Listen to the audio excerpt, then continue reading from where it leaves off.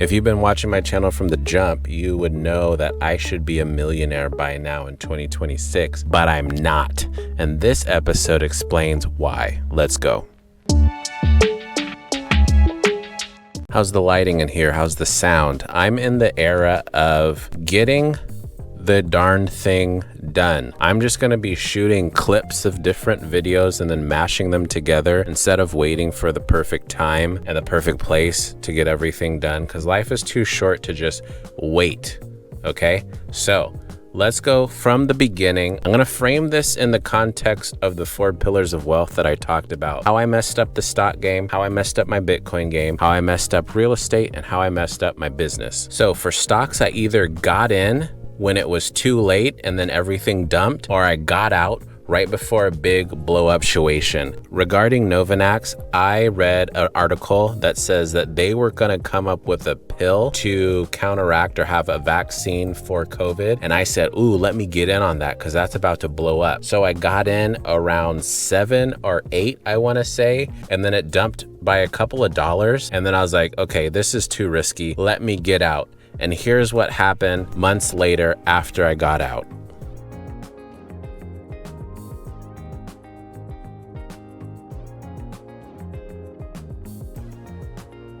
For Palantir, when the new administration took over, the risk or the idea of tariffs were scaring everybody. And so almost everything in the market was doing poorly. Palantir was up here and then it dumped to about 80. And I said, okay, I got in about $30. So I'm just gonna take the profit. And then this is what happened.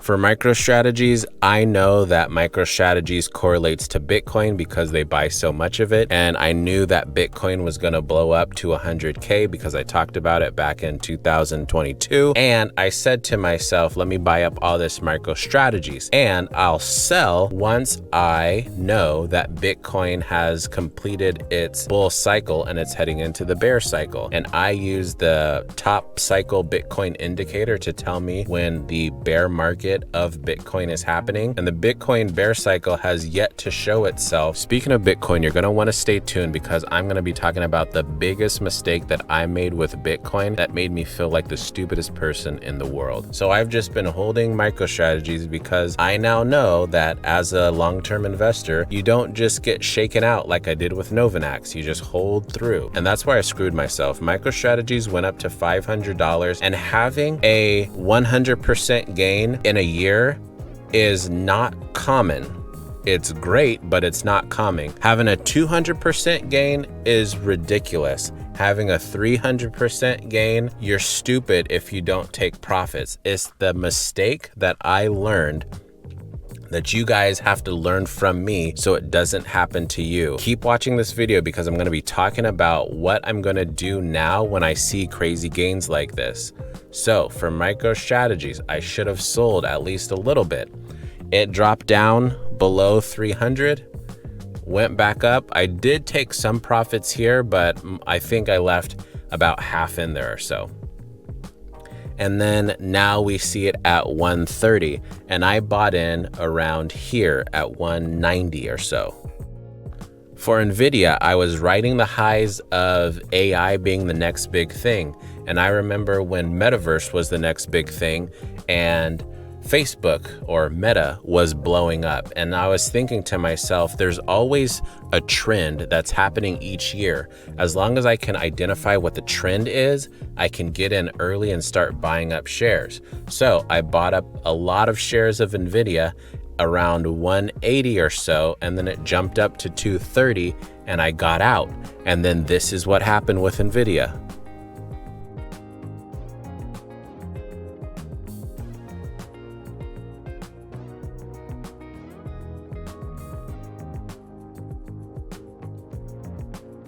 Nvidia has a stock split around right here, and then we see the traditional stock split decline. So that was another opportunity for me to get in, but I didn't.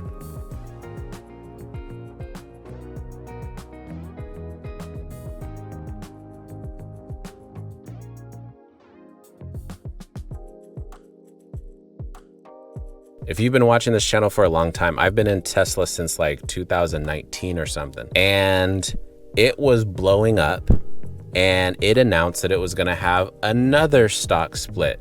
And I've seen in the past that when a stock split happens, a lot of people take profit, so the stock price declines. I held all of the shares, saying I'm just gonna wait it out, and this is what happened.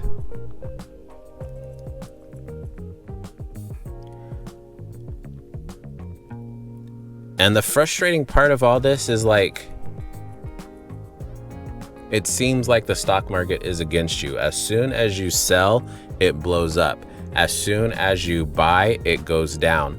And that's one thing that I've learned, that you have to give yourself grace. When these things happen, don't take it personally. Move on to something else, have other goals.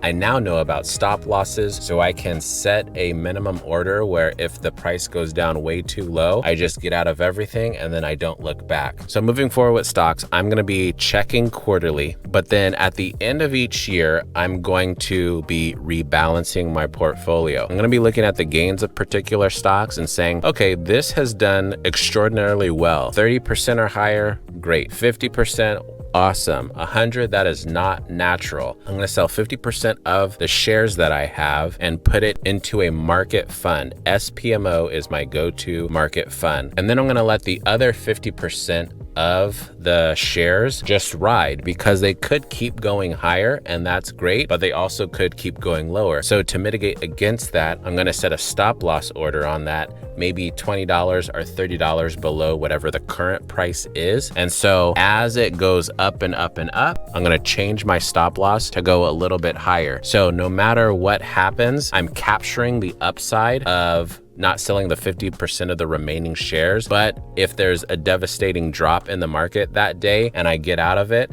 I'm gonna say, okay, I had my joyride. I don't have to get upset about that because I already won. All the profit from that sell will go either into cash or go into the market fund as well. I do like to hold on to a little bit of cash to do some cash secured puts, so I can make some extra money on the side. All right, let's talk about Bitcoin. So for Bitcoin, I allegedly leaked my seed phrase. And if you don't know what a seed phrase is with Bitcoin, is basically your password. It's like if you left the code of your safe on the actual safe where anybody could see. Yeah, that's what I did. And so somebody went in, took all my Bitcoin. The other possibility was somebody tried to hack my MetaMask and send me a whole bunch of ETH, and then I transferred the ETH into my hardware wallet, and then that's what depleted my hardware wallet. So moving forward, I have several different hardware wallets. If you want me to do a video on the different hardware wallets that I have, I will, but I will not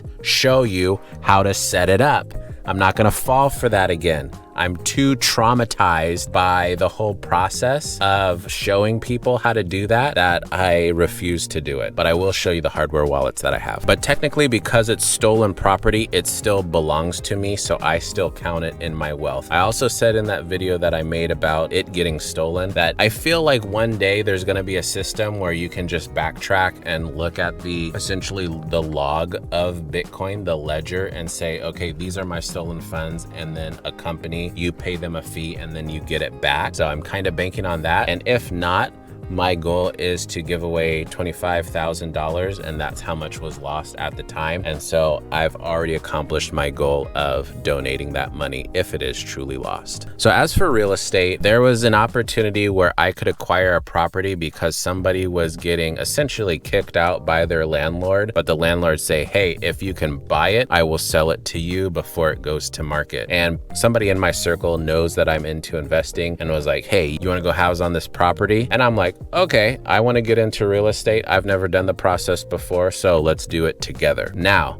I am completely trusting in this person to make payments on time. My credit is on the line, so if they don't make payments, I have to come up with that money. If we can't make the payment, then my credit score gets demolished. One thing I could have done that I didn't think about at the time is that I could just rent out my credit score to somebody and say, hey, I'll add you as an authorized user if you pay me $500. When you add somebody as an authorized user, they get a boost in their credit based off of how good your credit is. And so they could have acquired the property because now they have a better credit score. I don't have to dirty my hands in the paperwork and the process of getting a new property under my belt, but I did truly enjoy the process of learning and figuring out how to acquire a new property. And it wasn't as crazy as I thought it would be. As far as business goes, I have been pleasantly surprised and satisfied with the vending machine business. Now, to my credit, I lucked out and found a great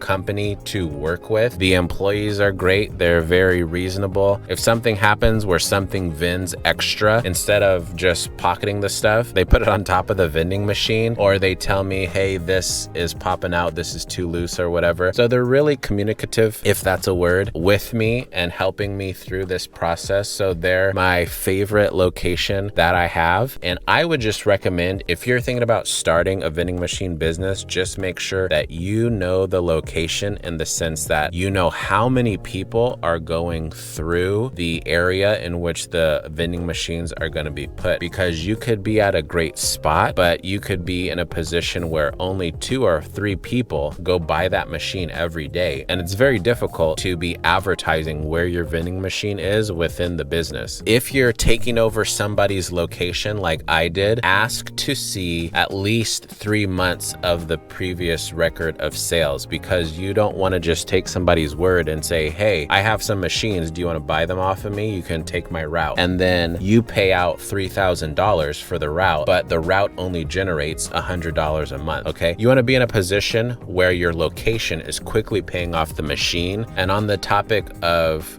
buying new or used, it's really a crapshoot. If your used one has like an automatic vend, or if the machine that you're buying used has a sensor to where it can show that things have actually vended, or it has a card reader, those are 2 things that are super good to have for your business. If you're buying those old clunky machines from like old school motels where there's only like 6 options and it has to be 12-ounce aluminum cans and there's no card reader, it's not going to be a lucrative buy, because everybody has cards these days, or they have Apple Pay through their watches or on their phone. So you really need a card reader to maximize the amount of money that you can make with a vending machine. The other thing that I was doing with business was my intellectual property, content that I create or products that I make. The only thing that I would say here is have a bigger audience so you can gauge to see if people want a particular thing. So I made a book that I think that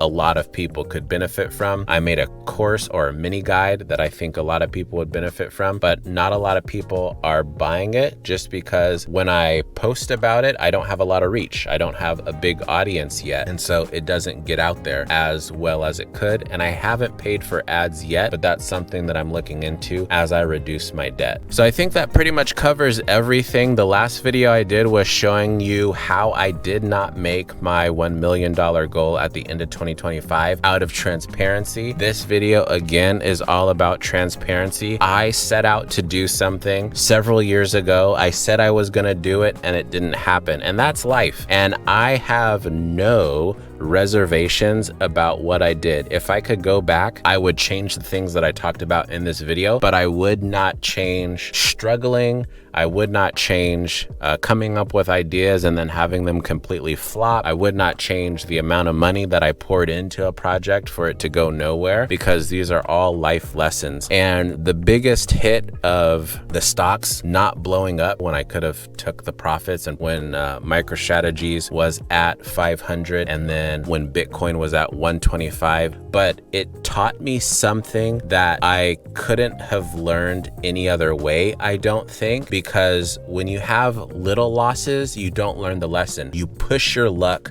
again, and then you push your luck again until you finally learn the lesson. And I finally learned the lesson. When you see profits, take them. I'm glad that I learned my lesson when I'm at 6 figures, so I will not make the mistake when I'm at 7 and 8 figures. And if you have that mindset of every bad thing that happens to me is a stepping stone and a learning opportunity, then there's no way you can fail. So remember I made that video when I was talking about God is telling me to slow down? This was at the exact same time when MicroStrategies was blowing up, when Bitcoin was blowing up. If I had just listened to God, that message that he was sending me, slow down, start selling stuff, I would be in a way better position than I am today. So as always, if God's trying to tell you something, you gotta listen. Let me know your thoughts in the comments. What are your goals for 2026? If you appreciate the transparency, make sure you like the video and consider subscribing to the channel. If you wanna do something to help me out, share this video with somebody, especially if they are an investor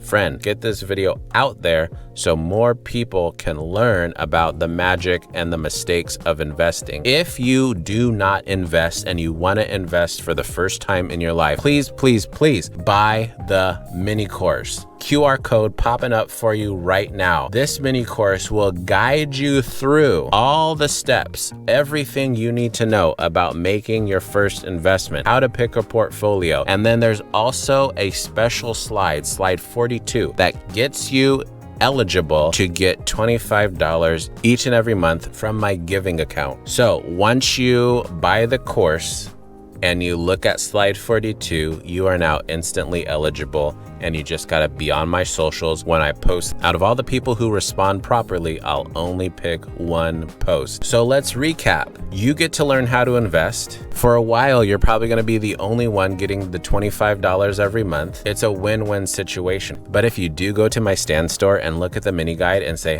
it's not for me, even though I wanna learn how to invest, please come back here and comment and tell me why you're not buying the mini guide, just so I can know, and maybe I just need to fine tune some things and then people will start buying it. That would help me out. All right, this has been long enough. Until the next one, remember to smile because you are beautiful. Peace.